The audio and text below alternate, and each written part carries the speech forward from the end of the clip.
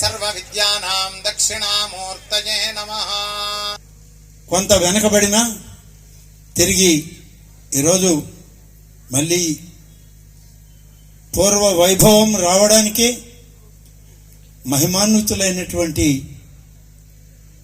స్వామివారిని ఇక్కడికి తీసుకొచ్చి వారి పాదాలు హస్తాలతో సోమేశ్వర స్వామి కామాక్షి సమేత ఆలయాలకి పునర్వైభవం తీసుకురావడానికి వారు శంకుస్థాపన పూజాది కార్యక్రమాలు చేశారు.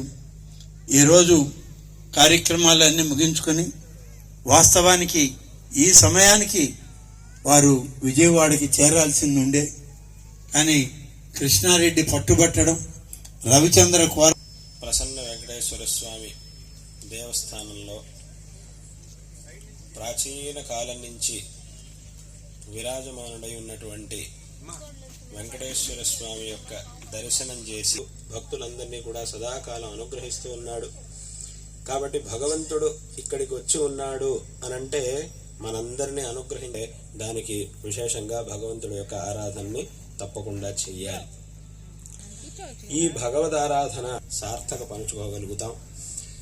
కొంతమంది మా దగ్గరికి వచ్చి అడుగుతూ ఉంటారు, స్వామి దేవుడు మాకు అనుగ్రహం చేస్తా మీ దగ్గర ఉండనే ఉంటుంది. ఏమిటి అని అంటే అదే నీ మనస్సు.